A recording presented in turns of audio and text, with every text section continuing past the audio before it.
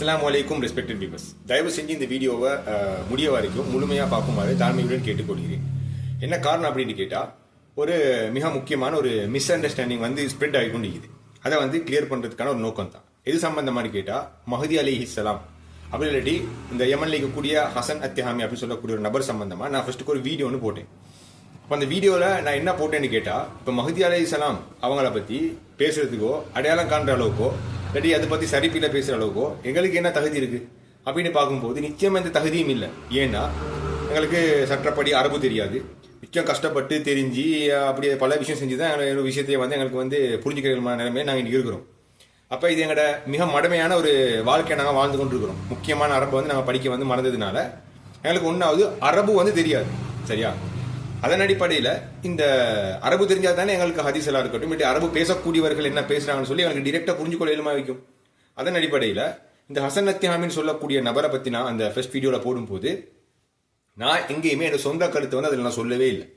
உலமாக்கள், மார்க்கறிஞர்கள், முக்கியமாக அபுதாவுத் அப்படின்னு சொல்லக்கூடிய ஒரு முஃப்தி அவங்க அது மட்டுமே நான் பல பேர் சேர்ந்து அவங்களுடைய ஒரு ரிசர்ச் உண்டு, ஒரு டாக்குமெண்ட்ரி தான் நான் அவங்கள்ட்ட சப்மிட் பண்ணியிருந்தேன். அரபுல உள்ளதை தமிழில் டிரான்ஸ்லேட் பண்ணி வச்சிருந்தேன். ஒழிஞ்சு சின்ன சின்ன விஷயங்கள் என் சொந்த கருத்தில் வைக்கலாம். ஆனால் மஹதி அலைஹிஸ்ஸலாம் சம்பந்தமான இந்த ஒரு சொந்த கருத்துமே நான் சொல்லலை. ஏன்னா அதுக்கு நான் தகுதி இல்லை. அதனால தான். அதன் அடிப்படையில் அப்படி நான் என்னமாவது சொல்லணும்னு சொன்னால், நான் அரபு சரியாக தெரியாததுனால அரபு யார் சட்டப்படி படிச்சு, ஏன்னா அந்த மொழி மிக முக்கியமான மொழி இல்லையா? அதன் அடிப்படையில் தான் நாங்கள் எல்லாமே இங்கே தேடி பார்க்கணுமே ஒழிஞ்சு நாங்கள் ஏதோ இங்கிலீஷ் படிச்சிருக்கிறோம், நாங்கள் தமிழ் படிச்சுக்கோம் சொல்லிட்டு அதில் வச்சு நாங்கள் இஸ்லாம் அப்படி சொல்லக்கூடிய மார்க்கத்தில் எது சரி எது பிள்ளை நாங்கள் தேடி பார்க்கக்கூடாது. கட்டாயமாக யார் அரபு தெரிஞ்சுக்கிறாங்களோ ஏதோ ஒரு வகையில் அவங்களோட உதவியை நாங்கள் சார்ந்து அது மூலியமாக தான் நாங்கள் மக்களுக்கு மார்க்கத்தின் அடிப்படையில் விஷயத்தை நாங்கள் கொடுக்கணும், தெளிவுபடுத்தணும். சரியா? இதன் அடிப்படையில் மஹதி அலைஹிஸ்ஸலாம் அவங்க சம்பந்தமான அரபு பேசக்கூடிய நல்லுள்ளம் படைத்த நல்ல மோமீன்கள், இந்த மாதிரி முஃப்திகள் அவங்க என்ன சொல்றாங்களோ ஆதாரத்தின் அடிப்படையில் அவங்க தொகுத்த ஹதீஸின் அடிப்படை அவரோட வாழ்க்கை நடந்த சில விஷயங்கள் இதில் தான் நான் சொல்லியிருந்தேன். ஆனால் அதை நான் சொன்ன முக்கியமான விஷயம் என்ன, அவரை மஹதி அலைஹிஸ்ஸலாம் இவர் தான் சொல்லி கன்ஃபார்மாக நான் சொல்லலை. அந்த ஆலிம்கள் உலமாக்கள் அவங்களும் சொல்லலை. அது மட்டும் இல்லாமல் இந்த ஹசன் அத்திஹாமி அவர் ஒருபோதும் தன்னை தானே மஹதி அப்படின்னு சொல்லி அவர் சொல்லவே இல்லை. போலி மஹதிகள் வந்திருப்பாங்க, அது பிரச்சனை இல்லை. ஆனால் அந்த போலி மஹதிகள் எல்லாமே தன்னைத்தானே மஹதி அலைஹிஸ்ஸலாம் அப்படின்னு சொல்லிக் கொள்ளக்கூடியவங்க. ஆனால் இந்த ஹசன் அத்திஹாமி அப்படி சொல்லக்கூடிய நபர் எங்கேயாவது அவர் தன்னைத்தானே மஹதி அப்படின்னு சொல்லி சொன்னாரா? நிச்சயமா இல்லை. வேணும்னா அவர் ஒரு டீம் ஒன்று அவர் ஃபார்ம் பண்ணியிருக்கிறாரு. அதுக்கு அவர் தான் தலைவராக இருக்கிறாரு. அந்த டீமுடைய நோக்கம் என்னது? மஹதி அலைஹிஸ்ஸலாம் அவங்க வந்தா அதுக்கு உதவி செய்யக்கூடிய ஒரு படை, ஹரகத்துல் அன்சாருல் மஹதி அப்படின்ற ஒரு இதுல அது அவர் நிச்சயமா அதுல வெளிப்படையா அவர் என்ன சொல்றாரு, அவர் மஹதின்னு சொல்லி அவர் ஏத்துக்கிறவே இல்லை. யார் வருவாரு, நாங்க வர விட்டு அவர் ரெடி ஆகணும் அப்படின்னு சொல்லிட்டு அவர் வேலை செஞ்சு கொண்டு இருக்கிறாரு. முன்னாடி போல பாவிச்சு அதை யூஸ் பண்றாரு அவர். ஸோ அதன் அடிப்படையில் இந்த மாதிரி விஷயத்துங்களை அரபு தெரிஞ்ச நல்ல உள்ளம் படைத்த மார்க்க அறிஞர்கள் அவங்க மார்க்கத்தின் அடிப்படையில் அவங்களுடைய அறிவு நாங்கள் எங்களோட அரபு பேச தெரியாத அறிவோட பார்க்கும்போது வானத்துக்கும் பூமிக்குள்ள வித்தியாசம். ஸோ இதன் அடிப்படையில் அரபு தெரிஞ்ச உலமாக்கள் அவங்க நேர் வழியில் ஈக்கும் போது அவங்க சொல்றதுக்கு நான் கட்டாயம் ஒரு ப்ரையாரிட்டி கட்டாயம் நாங்கள் கொடுக்கணும். அதன் அடிப்படையில் தான் நான் அந்த மஹதி அலைஹிஸ்ஸலாம் சொல்லக்கூடிய நபர் அவர் சம்பந்தமாக ஹசன் அத்திஹாமி சொல்லக்கூடிய விஷயங்கள் கனெக்ட் பண்ணி நான் சொன்னேன். ஆனால் அவர் இந்த விஷயங்கள் எல்லாமே மஹதி அலைஹிஸ்ஸலாம் அவங்கள ஒத்து போகிற அளவுக்கு, அதாவது எல்லாமே 100க்கு 100 பொருந்தி போகிற விஷயங்கள் தான் இருக்குது. அதில் ஹதீஸ் நான் போட்டுருக்கிறேன். கிட்டத்தட்ட 80 ஹதீஸ் அவங்க ஆய்வு செஞ்சு போட்டுருக்காங்க. அதாவது சில முக்கியமான ஹதீஸ் எல்லாம் மட்டும் நான் போட்டிருக்கிறேன். மிச்சம் கிட்டத்தட்ட ஒரு 60 ஹதீஸ் மாதிரி பொருந்து போகிற விஷயம் இருக்குது மஹதி அலைஹிஸ்ஸலாத்துக்கும் ஹசன் அத்திஹாமிக்கும். அப்போ இதன் அடிப்படையில் இன்னைக்கு சில அந்த அரபு பேசக்கூடிய நல்ல உள்ளம் படைத்த அந்த அவங்க ஆலிமா என்ன சொல்றாங்க, மஹதி அலைஹிஸ்ஸலாம்னு சொன்னா நீ இவராக தான் இருக்கணும். ஏன்னு கேட்டால் நான் கூட அந்த வீடியோ சொல்லியிருப்பேன் இல்லையா, இந்த சமுதாயத்துக்கு 1500 வருஷம், அதில் கூட அப்போ நாங்கள் இருக்கக்கூடிய இன்னும் 53 வருஷம் 55 வருஷம். அதன் அடிப்படையில் இந்த எல்லாமே இப்போ இந்த ரமலான் மாதத்தில் நடக்கிற வானத்தில் நடக்கக்கூடிய நிகழ்வுகள், உலகாவில் நடக்கக்கூடிய நிகழ்வுகள், இந்த பூகம்பங்கள், எக்கச்சக்கமான அத்தாட்சியில் இருக்குது இல்லையா, பனி மழையாக இருக்கட்டும், இந்த மாதிரி இது எல்லாமே கனெக்ட் பண்ணும்போது மஹதி அலைஹிஸ்ஸலாமோட வரையும் இப்போ நாங்கள் நெருக்கத்தில் இருக்கிறோம். ஸோ அது திட்டத்தில் எல்லாத்துக்குமே தெரியும். அப்போ அதன் அடிப்படையில் இவர் தான் மஹதி அலைஹிஸ்ஸலாம். இவரை விட்டா வேற யாரு ஹசன் ரலியல்லாஹு அன்ஹு அவன் குடும்பத்திலிருந்து வேற யாரு, அஹ்லுல் பைத்தை சார்ந்த குடும்பம் வேற உலகத்தில் எங்கேயுமே இல்லை அவன் தெரிஞ்சவர்கள். அப்படி ஒருத்தர் எதிர்காலத்தில் பக்காவா 100க்கு 100 இந்த மாதிரி முஹம்மது நபி ஸல்லல்லாஹு அலைஹி வஸல்லம் அவரோட முன்னறிவிப்புக்கு பொருந்தி போற மாதிரி ஒருத்தர் வந்தா அல்ஹம்துலில்லாஹ். ஆனால் இப்போக்கி இவரை விட்டா வேற யாரும் இல்லை அப்படின்னு சொல்லி அந்த ஆலிம்கள் அவங்க சொல்றாங்க. ஆனால் இப்போதான் நான் இவர் தான் மஹதி அலைஹிஸ்ஸலாம் நான் போயிட்டு பயத்து பண்ண சொல்லி அவங்கள்ட்ட யாரும் பயத்து பண்ண போகல.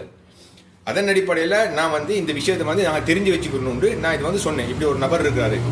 ஆனால் என்ன நினைச்சுன்னு கேட்டால், அந்த வீடியோவை வந்து பார்த்துட்டு இந்த சரியான முறையில் இந்த விஷயத்தை வந்து தேடி பார்க்காம அந்த இந்தியாவில் இருக்கக்கூடிய ஆரிஃப் அப்படின்னு சொல்லக்கூடிய அவர் அவரோட எந்த கோமுமே இல்லை. மக்கள் வந்து யாருமே தவறு செய்யக்கூடியவங்க தான். ஆனால் இந்த மாதிரி நாங்கள் விஷயம் விளங்கின நாட்களே வந்து இப்படி அவசரத்தில் பதற்றத்தில் ஒரு விஷயத்தை சரியாக தேடாமல் சொல்றதுனால மக்கள் வந்து வழி கெட்டு போவாங்க இல்லையா? ஸோ அதை தடுக்கிற வேலையை தான் நான் இதை பார்க்குறேன். அதன் அடிப்படையில் நான் நாளைக்கு ஒரு பிழை செஞ்சாலும் யாராக இருந்தாலும் என்னை வந்து தயவு செஞ்சு குர்ஆனின் அடிப்படையில் சுன்னாயின் அடிப்படையில் இல்லை அதுக்கு எதிராக நான் பிழை செஞ்சேன்னு சொன்னாலோ இல்லாட்டி அதுக்கு பிழையான கருத்து சொன்னாலும் அந்த குர்ஆனுக்கும் ஹதீஸுக்கும் குர்ஆனே ஹதீஸையும் வச்சு யாராவது என்னை அப்படி நான் பிழை செஞ்சிருந்தேன்னு சொன்னால் இதுதான் சரி அப்படின்னு சொன்னால் நிச்சயமாக நான் வந்து அதை திருத்திக்கிறேன். அதில் எந்த பிரச்சனையுமே இல்லை, யாரோட கோபமும் இல்லை. ஆனால் இதில் வந்து இப்படி பிழையானதை சொல்லிக்கிறாங்க, அதனால மக்கள் வழி கேட்டுறாங்க. அதுக்கு தான் நான் சொல்கிறேன். அப்போ இந்த என்ன கேட்டீங்கன்னு சொன்னால் அந்த ஹசன் அத்திஹாமி சொல்லக்கூடிய நபர் சம்பந்தமான 1000 கணக்கு லட்சம் கணக்கான வீடியோக்கள் வந்து நான் அனுப்புவேன்.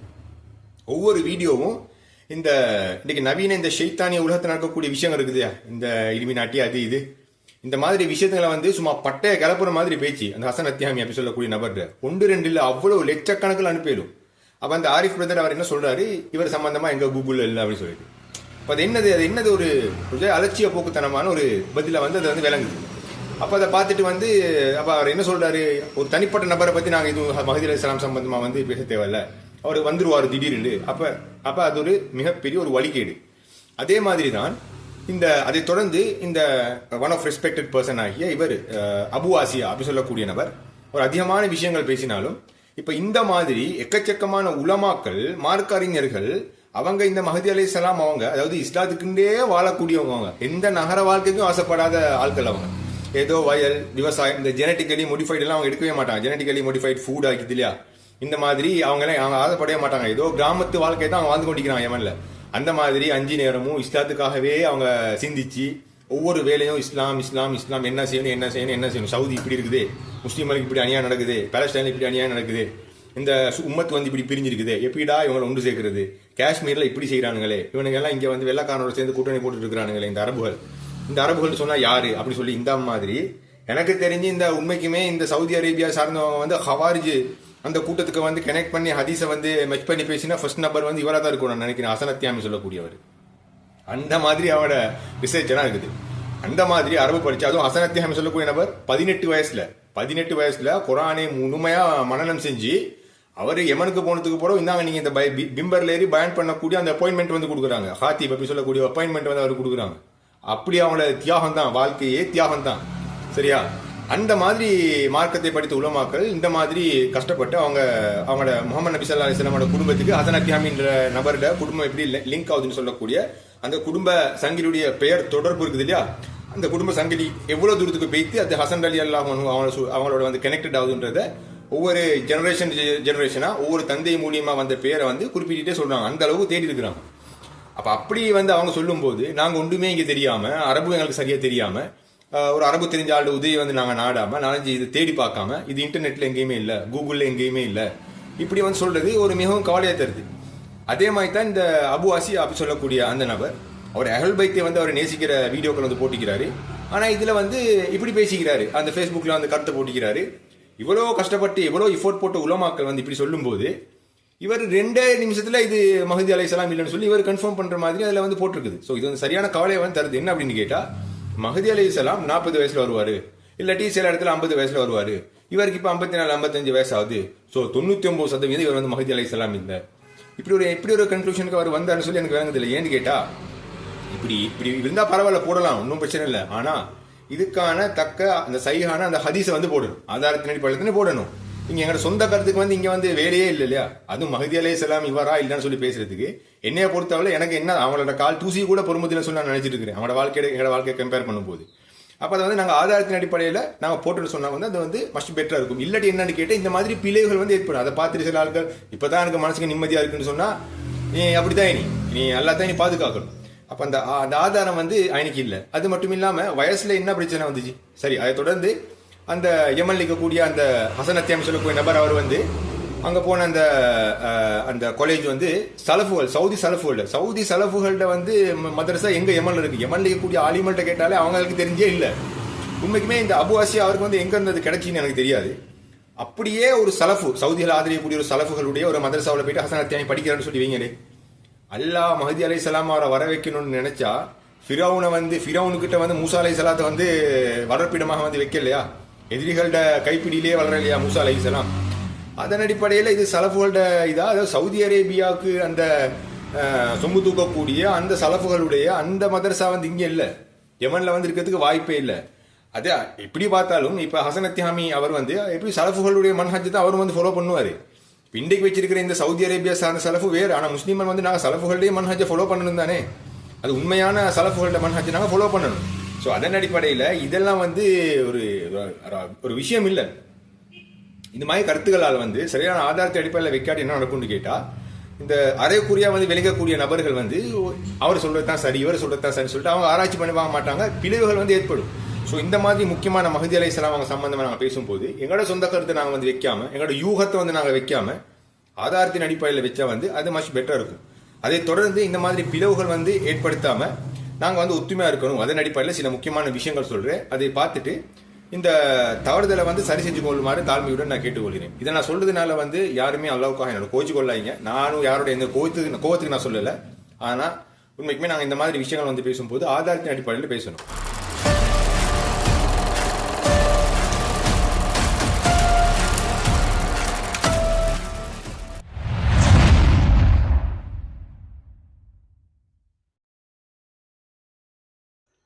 தற்கால ஈமானிய அரபுகளால் ஹலீஃபா மஹதி என அடையாளப்படுத்தப்படும் ஹசன் அத்திஹாமி முஹம்மது பின் அப்துல்லாஹ் பற்றிய வாழ்க்கை வரலாற்றின் தமிழ் மொழிபெயர்ப்பு இதோ. அலி அலி அல்லாஹு அன்ஹு, ஃபாத்திமா அலி அல்லாஹு அன்ஹா, ஹசன் அலி அல்லாஹு அன்ஹு என்ற அஹ்லுல் பைத் குடும்ப பின்னணியில் மக்கா நகரில் பிறந்த ஹசன் அல் திஹாமியின் ஒரு சுருக்கமான அறிமுகம். பெயர் மற்றும் பிறப்பு. அவரது முழு பெயர் முஹம்மது பின் அப்துல்லாஹ் பின் சலாஹ் ஆகும். இவர் ஹசன் அத்திஹாமி என்று பிரபலமாக அறியப்படுகிறார். யமன் நாட்டின் திஹாமா பகுதியிலுள்ள கரா கிராமத்தை சார்ந்த நபர் இவர். மஹதி அலைஹிஸ்ஸலாம் யமன் நாட்டுடைய திஹாமா பகுதியில் அமைந்துள்ள கரா என்கிற ஊரிலிருந்து வெளியாகுவார். அவரது தலையில் தலைப்பாகை அணிந்தவராக அவர் இருப்பார். அவரை நீங்கள் பின்தொடருங்கள் என நபி ஸல்லல்லாஹு அலைஹி வஸல்லம் கூறியதாக சஹாபாக்களிலேயே இறுதியாக மரணித்த அன்சாரி நபித்தோழரான ஷஹல் இப்னு ஷாயிதி ரலியல்லாஹு அன்ஹு அவர்கள் கூறினார்கள். ஆதாரம் நைம் பின் ஹம்மாத் இப்னு அத்தி. ஆனால் இவரது வம்சம் ஹிஜாஸில் உள்ள அண்ணல் நபிகளாரின் குடும்பத்தை சார்ந்த அஹ்லுல் பைத்தை சார்ந்தது. இவர் ஜூலை 9, 1972 அதாவது துல் ஹஜ் மாதம் 28, 1392 ஹிஜ்ரி அன்று மக்கா நகரில் பிறந்தார். இவரது குடும்பம் இவருக்கு அப்துல்லாஹ், அல் காசிம், அல் ஹுசைன் ஆகிய 3 ஆண் மக்களும் 7 மகள்களும் உள்ளனர். தனது ஆரம்ப கல்வியை மக்காவில் பயின்றார். சிறு வயதிலேயே குர்ஆனை முழுமையாக மனனம் செய்தார். மக்கா மஸ்ஜிதுல் ஹராமில் மார்க்க ஷரியத்து கலைகளின் அடிப்படைகளை கற்றார். மக்காவின் சில பள்ளிகளிலும் மஸ்ஜிதுகளிலும் இமாமாகவும் ஆசிரியராகவும் பணியாற்றினார். அதன் பிறகு 1990 ஏற்பட்ட அரேபியா வளைகுடா போரின் போது தனது குடும்பத்துடன் சவுதி அரேபியா மக்காவிலிருந்து யமனுக்கு இடம்பெயர்ந்தார். அங்கு அல் ஹுதைதாவில் உள்ள ஒரு மசூதியில் இமாமாகவும் ஹாத்திபாகவும் பணியாற்றினார். யமனில் உள்ள தார் அல் ஹதீஸ் தம்மாஜில் உள்ள கல்வி நிறுவனத்தில் ஷேக் முக்பில் அவர்களின் காலத்தில் தங்கி கல்வி பயின்றார். இறுதிக்கால மறுமைக்கான அடையாளங்கள் அதாவது அஷுராது ஷா, இறுதிக்கால ஃபித்னாக்கள், குழப்பங்கள் மற்றும் மல்ஹமா போர்கள் பற்றிய ஹதீஸ்கள் தேடலில் அவர் மிகுந்த ஆர்வம் கொண்டிருந்தார். அதனால் அத்துறையில் அவர் நிகரற்ற ஒரு அறிஞராக கருதப்படுகிறார். இவரது குடும்பத்தாருக்கான சோதனைகளும் கைதுகளும் அது மட்டுமல்லாமல் இறை ஆலயமான கௌபாவை தவாஃப் செய்யும் தஜ்ஜால் என்ற தலைப்பில் இவர் சவுதியை அடக்கியாலும் சவுதி குடும்ப ஆட்சியை எதிர்த்து பேசிய தலைப்பு மக்களிடையே பரவியதன் காரணமாக மக்காவில் இவர் பிரபலமானார். அப்போது இவர் யமனுக்கு சென்றார். அங்கு அன்சாருல்லாஹ் அதாவது ஹூதிப்படை அதிகாரிகளால் 2018 பாதுகாப்பாக தடுத்து வைக்கப்பட்டிருந்த போது அந்த செய்தி யமன் உள்ளிட்ட அனைத்து அரபு மக்களிடையேயும் அதிகம் பேசப்பட்டது. இவர்தான் இமாம் மஹதி என்கிற அச்சம். இதன் அடிப்படையில் இமாம் மஹதி அலைஹிஸ்ஸலாம் அவர்களுக்குரிய பல பண்புகள் இவரிடம் இருந்ததால் சவுதி மன்னனின் அதிகாரிகள் அச்சமடைந்து இவரை மீண்டும் கைது செய்ய முயன்ற போது அல்லாஹ்வின் உதவியால் மீண்டும் ஈமானின் அடைக்கல பூமியான யமனுக்கு தப்பிச் சென்றார். ஆனால் அவரது குடும்பத்தை சார்ந்த சுமார் 100 பேர் குழந்தைகள் மற்றும் பெண்கள் உட்பட சவுதி அரசால் கைது செய்யப்பட்டனர். அதில் அவரது 80 வயது தந்தையும் அடங்குவார். அதைத் தொடர்ந்து தந்தை சிறையிலேயே காலமானார். இச்சம்பவத்தை கராமாஹ் அறக்கட்டளை வெளியிட்ட ஜவார் அல் ஹராம் என்ற ஆவணைப்படத்தில் நீங்கள் காணலாம். கைதுகளும் தப்பித்தலும். ஹசன் அத்திஹாமி தௌவா நோக்கத்தில் சவுதி அரேபியாவிற்கு மறைமுகமாக சென்றபோது 4 முறை சவுதி அதிகாரிகளால் பிடிபட்டார். ஆனால் ஒவ்வொரு முறையும் அவரது அடையாளம் தெரியாமல் இறைவனின் உதவியால் தப்பினார். அதில் ஒரு முறை கைரேகை எடுக்கும் கருவி வேலை செய்யாமல் மின்சாரம் தடைப்பட்டு ஒரு இறை அற்புதமாக பேசப்படுகிறது. அவரது கொள்கை மற்றும் சிந்தனை. ஹசன் அத்திஹாமி அவர்கள் எந்த ஒரு குறிப்பிட்ட இயக்கத்தையும் சார்ந்தவர் அல்ல. அதாவது அல் கைதா, தப்லீக் அல்லது சலஃபி சேர்ந்தவர் அல்ல. அவர் ஒரு இஸ்லாமிய மறுமலர்ச்சி சிந்தனையாளர் ஆவார். இதனாலேயே ஹரகத்து அன்சாரு மஹதியின் உதவியாளர்கள் என்கிற இயக்கத்தை 2012 காலப்பகுதியில் உலகளாவிய மூமின்களுக்கான ஒரு இயக்கமாக தோற்றுவித்தார். இதனூடாக இஸ்லாமிய ஜமாஅத்துக்களிடையே உள்ள முரண்பாடுகளை கலைந்து அவர்களை ஒன்றிணைக்க முயன்றார். அல் கைதா அமைப்பின் தீவிரவாத கொள்கைகளை அவர் கடுமையாக விமர்சித்தார். ஜிஹாத் என்பது ஒரு இலக்கு அல்ல, அது இஸ்லாத்தை நிலைநாட்டுவதற்கான ஒரு வழிமுறை மட்டுமே. இஸ்லாத்தின் உண்மையான இலக்கு மக்களை ஒரு இறைவனுக்கு அடிபணியச் செய்வதே என்பது அவரது முக்கிய வாதமாகும். தன்னை தேடும் உளவு அமைப்புகளிடமிருந்து தப்பிக்கவே முஹம்மது பின் அப்துல்லாஹ் என்கிற அவரது உண்மையான பெயருக்கு பகரமாக ஹசன் அத்திஹாமி என்ற புனைப்பெயரை பயன்படுத்த தொடங்கினார். ஆனால் இவர் எங்குமே தன்னை மஹதி என அடையாளப்படுத்தவே இல்லை. மாறாக ஈமானிய அரபுகள் தான் இவரது பெயர் முஹம்மது பின் அப்துல்லாஹ், பிறந்த ஊர் மக்கா, அஹ்லுல் பைத் அதாவது ஹசன் ரலியல்லாஹு அன்ஹு அவர்களின் பரம்பரை சார்ந்தவர்.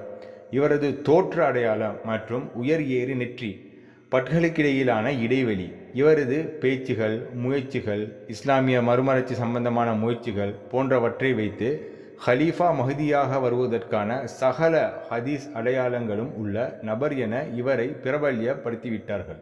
ஆனால் இவர் அவற்றை ஒருபோதும் தற்போது வரை மறுத்து கொண்டே இருக்கிறார். தற்போதைய இவரது நிலை. ஆகஸ்ட் 2017 யமன் சன்னாவில் உள்ள அவரது மகனின் வீடு சவுதியின் வான்வெளி தாக்குதலுக்கு உள்ளானது.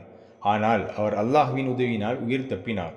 பிறகு சவுதியின் தலையீட்டில் ஜனவரி 2018 உஹுதிகளால் கைது செய்யப்பட்டு பின்னர் விடுவிக்கப்பட்டார். இருப்பினும் நவம்பர் 2019 முதல் அவர் மீண்டும் ஹூதி அதிகாரிகளால் கடத்தப்பட்டு தற்போது அவரது இருப்பிடத்தை யாரும் அறியாத வண்ணம் காணாமல் ஆக்கப்பட்டுள்ளார். இதை பற்றி யமன் அன்சாருல்லாஹ் என்கிற ஹூதி அதிகாரிகள் சரியான தகவல் அளிக்க மறுக்கின்றனர். ஒருவேளை சமயம் பார்த்து இந்த ஹசன் அத்திஹாமியை மக்காவுக்கு அழைத்து வருவதற்காக இராணுவ பயிற்சியை யமன் அன்சாருல்லாஹ் இவருக்கு கொடுக்கலாம். எவ்வாறோ அல்லாஹ்வை தவிர வேறு யாருக்கும் மஞ்சாத அஹ்லுல் பைத்தை சேர்ந்த இவர் தற்போது அன்சாருல் மஹதியின் உதவியாளர்கள் என்கிற இயக்கத்தின் ஸ்தாபகராகவும் முக்கிய சிந்தனையாளராகவும் ஒரு சிறந்த மார்க்க அறிஞராகவும் இதுவரை அறியப்படுகிறார். எனவே இந்த மகத்தான மனிதனை பற்றி உண்மையான விவரம் தெரியாமல் இவரது பெயர் மற்றும் இறை தூதரின் அஹ்லுல் பைத் பரம்பரை, இவரது தூய இஸ்லாமிய இலக்கு அதாவது இஸ்லாமிய மறுமலர்ச்சிக்கான இவரது உழைப்பு மற்றும் முயற்சி போன்றவற்றை அரபு மொழி அறவே தெரியாத எம்மில் சிலர் விமர்சனம் என்கிற பெயரில் என்னென்னமோ சொல்வது மிகவும் கவலை தருகிறது. அவர்கள் அல்லாஹ்வை பயந்து கொள்ளட்டும். குறிப்பாக அபு ஆசியா மற்றும் ஆரிஃப் பிரதர், உங்களுக்கு அரபு தெரியாவிட்டால் தெரிந்தவர்களிடம் தயவு செய்து கேளுங்கள். சும்மா ஆங்கிலத்தில் இவரை பற்றி அரையும் குறையுமாக உள்ளதை பார்த்துவிட்டு தவறாக பேச வேண்டாம். இவரை பற்றி அரபியில் 1000 கட்டுரைகள் உள்ளன. அதே போல ஹசன் அத்திஹாமியின் 6 சவுதுக்கு எதிரான அதிரடியான பல 100 ஸ்பீச்சுகளும் டிக்டாக் வலைத்தளத்தில் உள்ளன, தாராளமாக பார்க்கலாம். குறிப்பு: மஹதி அலைஹிஸ்ஸலாம் அவர்களின் வயது 40 அல்லது 50 இருக்கும் என்று சிலர் கூறுகிறார்கள். அதற்கு எந்த சஹீஹான ஹதீஸ் ஆதாரங்களும் இல்லை. அப்படி பார்த்தால் அபூபக்கர் சித்திக் ரலியல்லாஹு அன்ஹு முஸ்லிம்களுக்கு கலீஃபாவாகும் போது அவருக்கு வயது 61. அதேபோல் உஸ்மான் ரலியல்லாஹு அன்ஹு கலீஃபாவாக மக்கள் தெரிவு செய்யும் போது அவருக்கு 70 வயது. ஏன் அலிக்கு கூட 59 வயசு அவர் கலீஃபாவாக தெரிவு செய்யப்பட்ட போது. அதே போல நபியின் சிங்க பேரராகிய ஹுசேன் ரலியல்லாஹு அன்ஹு கர்பலாவில் தனி சிங்கமாக போராடும் போது அவரது வயசு 64+. அதே போல சிஃபின் யுத்தத்தில் அலியின் பக்கம் முதலில் களமிறங்கிய அம்மார் பின் யாசிர் ரலியல்லாஹு அன்ஹு அப்போது 94 வயது. எனவே மக்களை சத்திய மார்க்கத்தின் பால் வழிநடத்த வயசு தேவையே இல்லை. இறை தூதரது குடும்ப பின்னணியும் இறை தூதரது வம்சமும் பெயரும் தெளிவான இஸ்லாமிய அறிவும் தக்குவாவும் ஈமானிய உள்ளமும் கம்பீரமான பேச்சும் வல்லரசை கூட எதிர்க்கும் துணிச்சலும் இருந்தாலே போதும். எனவே தற்காலத்தில் இவை அனைத்து அம்சங்களும் கொண்ட ஒரே ஒரு அஹ்லுல் பைத் சிங்கம் என்றால் ஹலீஃபாவாக வர தகுதி பெற்ற மஹதி கதாபாத்திரத்திற்கு பொருத்தமான ஒரே ஒருத்தர் இவர் மட்டுமே. இது தவிர்த்து இனிமேல் புதிதாக அஹ்லுல் பைத் என இறை தூதரது பெயரை சொல்லிக்கொண்டு வந்து திடீரென கிலாஃபத்தை பேசி அரபுலக மூமீன்களிடம் பிரபல்யம் இல்லாத அவரை ஈமானிய உள்ளங்கள் திடீரென மக்கா ஹரத்தில் தெரிவு செய்வார்கள் என்பது மடத்தனமான பேச்சும் சிந்தனையுமே. காரணம், நாம் இறுதி கட்டத்தை அடைந்து விட்டோம். அவ்வாறு இந்த ஹசன் அத்திஹாமியை போன்று இவ்வளவு சிறப்பம்சங்களும் பொருந்திய வேறொரு அஹ்லுல் பைத் சிங்கம் இருந்தால் காட்டுங்கள், தயவு செய்து காட்டுங்கள். அவரை பற்றியும் ஆராய்ந்து ஏற்க தயாராக உள்ளோம்.